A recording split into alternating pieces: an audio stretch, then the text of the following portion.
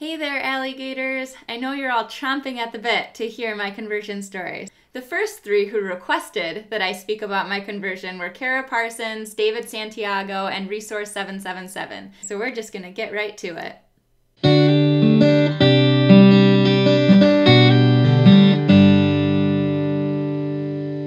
Hi, I'm Allie Marie, and this is My Catholic Perspective. All you have to do to join Team Alligator is watch, share, and subscribe.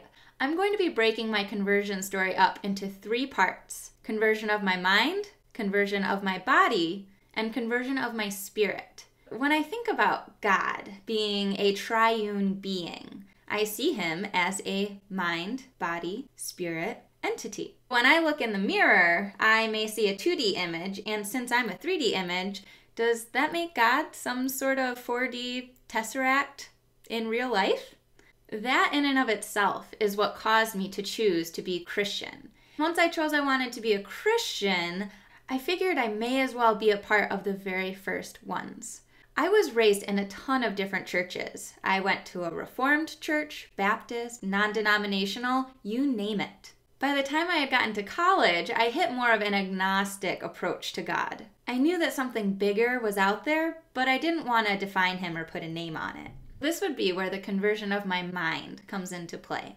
I was out and about doing my own thing in life. It wasn't until I started dating a Catholic that I started going to Mass every Sunday. In fact, we started going to a Reformed church at 9 a.m. and Mass at 11 a.m. Growing up, my mom would always say, "You can't take the Eucharist unless you're Catholic."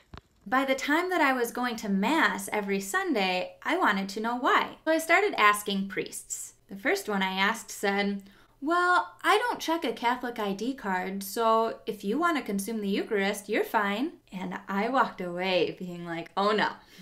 What is the reason that I cannot consume the Eucharist unless I'm confirmed Catholic? After searching and searching, I learned that it had to do with being in full unification with every mindset that the Catholic Church teaches. Going to confession so that I wasn't in a state of mortal sin. Putting myself in a position to become fully unified with Christ himself. Once I was convicted enough that it was in fact the body and blood of Christ, I decided that if the church has held on to that truth, there must be other truths that they've held on to as well. After the guy and I broke up, I wound up going to Mass by myself with this very strong conviction that the body and blood of Christ was actually being prepared at the altar. I decided that I was going to consume the body and blood of Christ that day, even though I wasn't confirmed Catholic. And I'll tell you what, it changed every dynamic of the Mass for me. Suddenly, the entire Mass was a preparation of consuming the body and blood of Christ to become more like him. The thing with knowledge and truth and God himself is that they cannot be at odds with each other.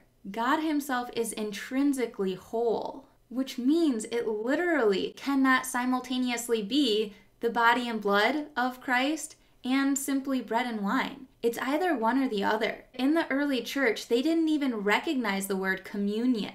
They only knew the Eucharist. In Acts, when they were going around breaking bread at people's houses, they were praying the exact prayer that Christ prayed at the Last Supper, which is also the prayer that they pray every Sunday at Mass. Looking at the fact that Christ had converted water to wine proved that he was capable of changing a substance. So when he was at the Last Supper, it seems only commonplace that he would have been converting the bread and wine to his body and blood physically. The people at that wedding didn't think it was wine. They knew because it was. So I call myself a Christian because I'm on a constant journey to formulate my mind to be a direct image of the Father, my body to be a direct image of the Son, and my spirit, my personality, to be a direct reflection of the Holy Spirit. I believe that that is the path to sainthood.